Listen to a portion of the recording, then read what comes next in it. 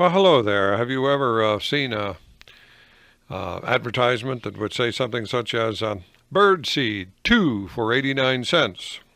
What do we say of this sign in the garden store? Is it intriguing? Is it interesting?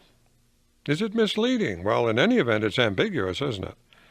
While it is true that occasionally speakers, usually the politicians playing cute with the question of their running for office, sometimes the speakers may be deliberately ambiguous.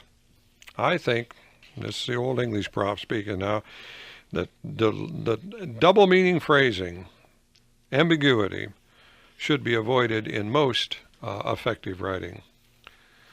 Well, let's see. Suppose we have one of those politicians speaking. He might say something like, "This is a time for greatness, a time for new leadership, a time for those endowed with the qualities of courage and vision to come forward and lead their party. No man who loves his nation should express timidity or reservation when the opportunity to lead his party is given him." Great applause. Then a reporter might ask, "Sir, your statement seems to suggest that you may yourself be ready to accept the nomination. Is this a declaration of your candidacy?" And the politician says, "I have no further comment at this time." "But you said that there should be no reservation at all. "I stand on my statement." Ha! Stand he will. And listeners will speculate. And if the speculation develops into a groundswell of support, our crafty speaker will announce his candidacy, and we will have assumed all along, according to his later statements, that this is exactly what he had in mind. Of course, if the groundswell doesn't manifest itself, he will say that he was talking only about other possible candidates.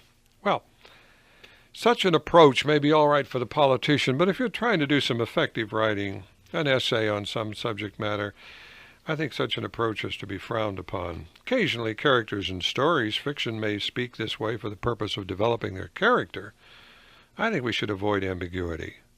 I think we should avoid this indefiniteness when we're writing a good essay of some sort, for instance. Of course, ambiguity does have its role in poetry. I fully realize that.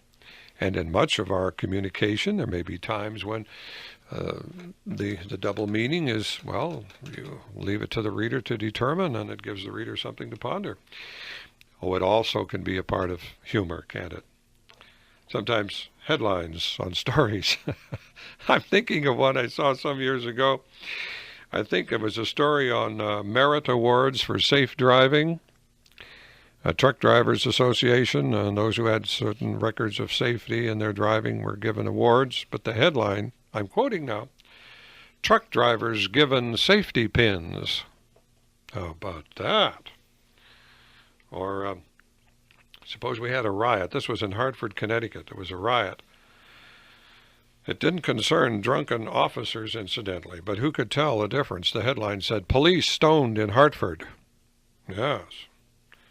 Of course, there was a sale item in the newspaper advertisement that said all skirts will be half off tomorrow. Now, I don't know, you might want to check that out in the store.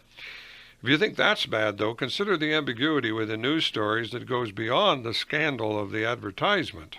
I'm thinking of the one that was about a rummage sale, really, in the paper, not local paper, but one of the others.